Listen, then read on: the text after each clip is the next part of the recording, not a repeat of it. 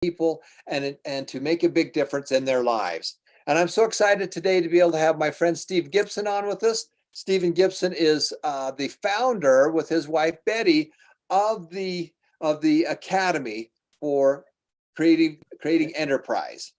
And one of the things that all of you are going to do is in your lifetime, you're going to start thinking about your future. And one of the things that I want you to be thinking about, this is something that I've done, is that I've got role models in my life that I've used to help me move forward. And so basically, they say that you're an actor, that the whole world's a stage and you're just an actor. Well, one of the things that you're going to do is you're going to start acting like these other people. And the way you're going to design your world, the way you design your life is to say, well, I like how this guy's done it, and I'm going to copy some of the stuff that they've done. I love how he's done that. Well, one of the things that I love about Stephen is that in 1999, he started, really getting the Academy off the ground. And I'm not going to steal his thunder. I'm going to let him talk about that. But Stephen, when I grow up, I want to be like you. So there we go right there. So anyway, I'm going to turn the time over to Stephen Gibson, who's the founder of this wonderful organization that is worldwide, that is making a huge dent in people's lives. Stephen, go ahead and take it away. Well, thank you very much. I'm really excited to be with Tom. I have lots of friends, and one day a friend told me, he said, you have got to meet a friend of mine. His name is Thomas Painter, and he thinks just like you. He wants to change the world. He wants to do something significant in the world, and he's doing something significant in the world. And I said, what's that? And he said he's teaching thousands of people how to start and grow businesses. I said, no, wait a minute, that's what I do. And my friend said, well, obviously there's room for both of you and a lot more. So I met Tom Painter, and he's got me excited about this program. And he's got me excited about the thousands and soon to be tens of thousands of people whose lives he's affecting in a positive way. Some people ask us why we do this. Why do you have money that you want to give away? Why do you want to help others? The answer is very simple. We have been blessed with some limited talent, perhaps. I've been blessed with a little better looks than he has, but he's not too bad looking. And so we've got to share those good looks. We got to share that money. We got to share that experience with others. And so my avenue of doing that started in the Philippines in 1999, when many of you weren't even born yet, excuse me, and maybe some of your parents weren't born in 1999. So Betty and I sold a business. We were in the oxygen business. Oxygen means that we provided oxygen for those that were ill. And we had this machine that would sort out the bad air and the good air and give them good air through their nose. And that was oxygen. We started very small with just one patient. Then we built it up to 30 patients. And then when we sold it, we were in 6 states with 8 offices. So when we sold this, we ended up with some money because we sold it to a large national company. And I decided, Betty, what are we going to, before we sold it, we said, Betty, what are we going to do when we have this, what we call a harvest? And Betty and I made a list on a sheet of paper, just like this. We made a sheet of paper and we wrote down 24 different things that we could do with the rest of our life. Not all 24, but we made this list of 24.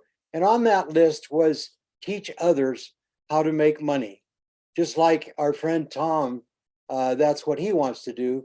And that was one of our 24 things that we wanted to do. Teach other people how to make money. Number 2, teach it internationally. So we weren't just teaching Americans. So that was number 2. So teach others how to make money and do it internationally. Then we heard about an organization called Mentors International that was teaching in the Philippines. And we said, what are they teaching? They're teaching people how to start and grow businesses. So we were excited. And I went over to the Philippines and met some wonderful people in the Philippines. Many of them are still my friends, but this was prior to starting the Academy. I met many wonderful people who really didn't know how to start and grow a business. And I saw that Betty and I could, in some way, help these people in the Philippines learn how to start and grow a business. And that was long before we have technical whizzes like Tom Painter and his crew. So we had to go over personally. And so what we did was we rented a house. It had 11 bedrooms, 11 bedrooms, 7 bathrooms, 2 kitchens. And then we started bringing in Filipinos from all over the Philippines to come and live at this house for 8 weeks, where we taught them how to start businesses. So that's how the academy started. Excuse me. That's how the academy started. One of the keys that we learned, let me take a drink here.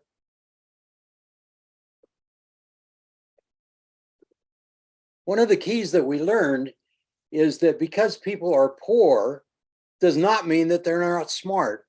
They're smart or they wouldn't still be alive. They're survivors. They have to somehow what we call eke out a living, but they weren't really growing. They weren't progressing. They were what we call sitting watching the rice grow, but they weren't taking an active part in their destiny. And so what we did was we brought them in 25 at a time and taught them what we call the rules of thumb. And we're going to, in a few minutes, bring up these 25 rules of thumb. And Adrian actually is going to teach us about one of these rules of thumb. And maybe in a later segment, I'll get more into the rules of thumb. But what we did, we got them together and we studied together. They taught me and I taught them. Betty, my beautiful wife, had a very critical part because I would stand up just like Tom and just start teaching without any kind of plan. And my wife would be in the back writing down notes. And then later in the day, she'd put these notes together in a lesson plan. And that's what next group of students, we called them batches, next group of students, we'd go over those lesson plans together. And with that, with the group of 25, the first group together, we started writing these rules of thumb. I believe these rules of thumb are inspired. They're inspired from a divine being. They're inspired by our Filipino brothers and sisters that were in those classrooms teaching us, and we were teaching them. And we'll probably tell you how a few of these rules of thumb come about. Why, Tom, I want to ask you a question. Why are you so intrigued by the rules of thumb? You like these rules of thumb. Why do you like them? And would you take a moment and tell us about why you're excited about these rules of thumb? Well, absolutely. In fact, I'm going to have Ethan go to the website. So if you guys go to successandmoneyfoundation.org and then go to the courses section, and then you go to downloads and you can see here's all 25 of those rules of thumb. And you can download these, which we highly recommend that you do, because it fits right hand in hand with everything that I teach. So Ethan, let's go to the top page there, right above it, which shows you the 5 steps to, no, we'll go back to the download. Right there. Let's click on that one. So it fits right into everything that we teach. We're in total alignment of where we're going. Number one, we taught you need to make more money. The way you do that is by solving bigger problems. 2, separate it into 3 groups. Number 3, you got to give some of it away. Number 4 is to automatically invest. And number 5 is to spend the rest. Well, for many people, and us included, a lot of our wealth came from small businesses that we did that we created into bigger businesses. There's 2 reasons why you have a small business. One is for extra income. That is probably the biggest one. And number 2 is to teach your kids, teach your family of how to be able to do that. And we take that money from the small businesses that we create right there. And our goal is to put them down into our long-term wealth formula, which is put money away every month times time, and then have it go up in value. Now, on that same place in the downloads, we literally have the 25 steps that are available for you to be able to see. So as you go down to that next page, you can print this. And what we recommend you do is put them on both sides. And you can see there's all 25 of these rules that they've created. We are so excited about these rules because I believe in those. I've created very, very big businesses. My companies that I've either founded or joint ventured with or was a stockholder in. I've done almost $500 million worth of sales worldwide. And we believe in these same 25 steps. So in fact, we've done whole courses on it, and we're so excited about these 25 steps that when you log in and go through the Earn Why You Learn courses, so when you log in and you go to the course section, you can go through the Earn Why You Learn. And when you go through the Earn Why You Learn, we're going to send you a small financial reward that you can use to put into your business, to start your long-term saving and a long-term investing. So it fits right hand in hand with what we do. Okay. All right. Thank you so much. These rules of thumb came together in these classes with my Filipino friends.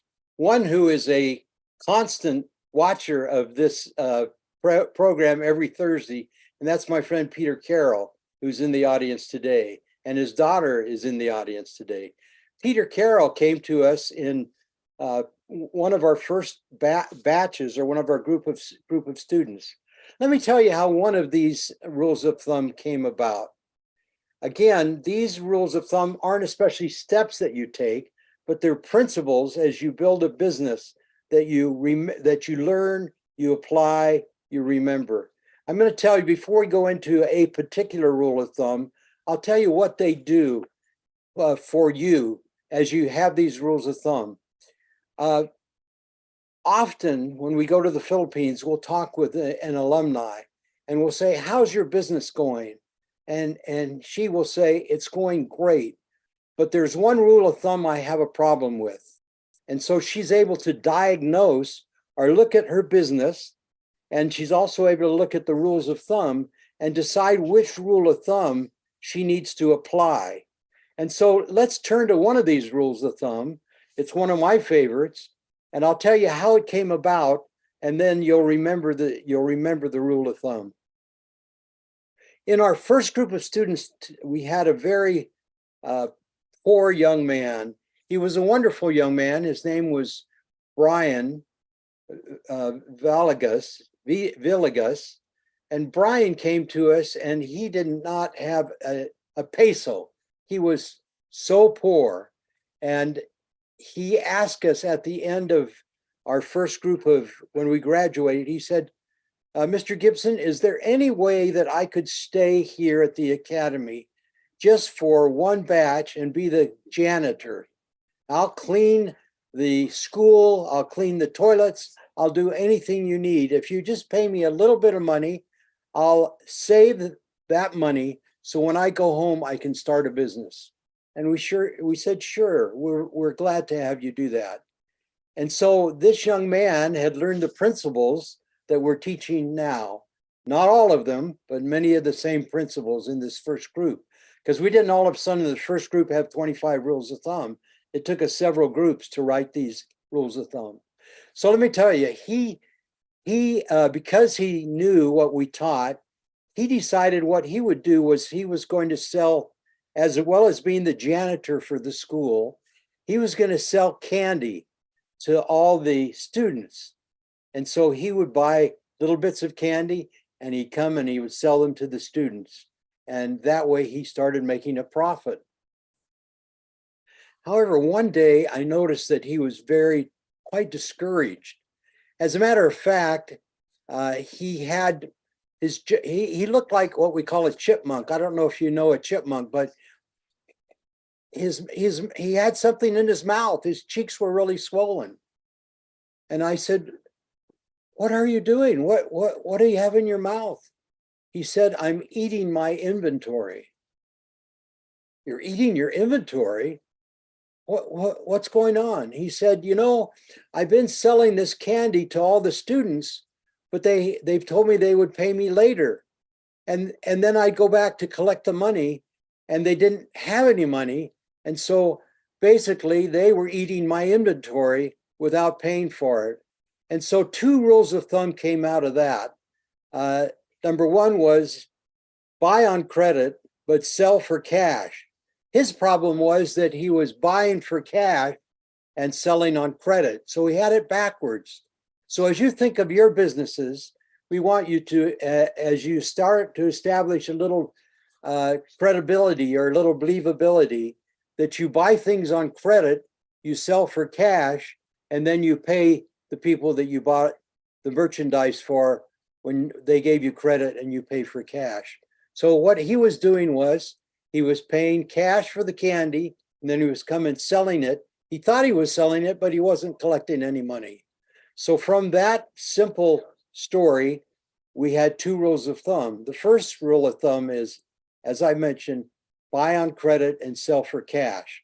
Many of you will buy on for cash and sell on credit, and that's backwards, because if you do that, they will be eating your inventory without paying for it.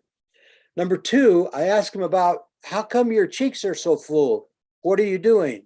And he said, Mr. Gibson, I'm eating my inventory. And so that came the second rule of thumb: don't eat your inventory.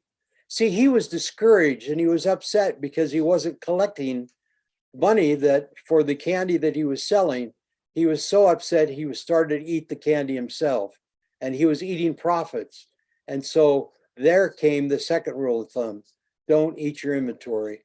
So today, let me review these two rules of thumb with you one more time, and then we'll tell you about where the Academy is today. And then we're going to hear from my good friend Adrian, and he's going to tell us another rule of thumb. So the two rules of thumb that we learned in those early batches, although we learned all 25, but the two that I'm stressing is buy on credit. It'll take you a little while before you can buy on credit, but buy on credit. And some of your suppliers will give you credit for 15, some only a day, some for a week, some for 3 weeks, some for a month. Buy on credit, sell for cash. So you're really selling merchandise that you haven't paid for yet, but that's okay because you're going to pay for it. You sell on cash, you collect that cash, and you give it, you pay the creditors, and you have some money left, which is another rule of thumb we'll talk about. The second rule of thumb that we're talking about is don't eat your inventory. And that means not only you not to eat your inventory, but don't let your children eat your inventory. Don't let your friends and relatives eat your inventory. No, the inventory that you have, you buy it at a certain price, you buy low, you sell it higher, and that difference is your profit. So let me tell you where the Academy has grown now. We started in the Philippines. Betty and I lived there for for 19 months. And in those 19 months, we taught 179 young men and women, Peter Carroll being one of them. We were so excited about, at 19 months, having taught 179 young people how to start and grow businesses. Today, my friends, we teach over 33,000 every month. They attend classes, 33,000. So every day we're teaching more than we taught in full 19 months. So we started small and we've grown big. And Adrian's going to talk about that. We're now in 12 countries. We started in the Philippines, and then we moved to Mexico. That's where Adrian is from. And then from Mexico, we went to Peru. And then from Peru, we went to Brazil. And now we're in two of the nations in Africa. We're in Chile, Argentina, Bolivia, Ecuador, Colombia, Venezuela, 12 different countries, all teaching young people and not so young people, how to start and grow businesses. We teach the 25 rules of thumb in every country. And this is the basic core beliefs that you need to have and use as you launch your businesses. And you need to review these. So Tom, are we ready to have Adrian So talk a little bit? So Okay. everybody, this has been wonderful on our first class here with Stephen. And again, I am so impressed and so thrilled with what he's doing. We're working with a lot of people. One of the wonderful things that they do is that in the Academy, they work on a mentorship basis. They work on kind of a face-to-face business where they have all these chapters, over 800 chapters all over the world. And that's a wonderful method of learning. We also have an additional method of learning, which is what we're trying to do with the high tech. That's why we work together so well, is because we want to be able to bring great information to you just about any way that we can do that. And I highly recommend that you go to the academy.com the-academy dot, I think it's .org, right? It is .org. Lord. And learn more about the academy. And if it's appropriate where you live, is to join that academy. One of the things we do at the foundation, my foundation, is that we introduce wonderful organizations to all these great resources. If you go to your courses menu and you pull it down to the next step resources, we have things like Pathway, which we highly recommend people going, and that's really your next step. Self-reliance, there's a whole course on self-reliance in face-to-face, or you can watch it online. And then of course things like BYU personal finance with my good friend Brian Sudwicks. Our job is to be the incubator to get you started. And then once you go through our stuff, we've got students that have been online for 300 hours. Once you go through our stuff and you're ready to go to the next level, then our job is to help you get to that next level. So we're going to say goodbye to our friends from all around the world. We're going to come back because we have Adrian and Stephen both for the rest of this hour, and we're going to go into a couple more things, which is their favorite rules of thumb. So hang on.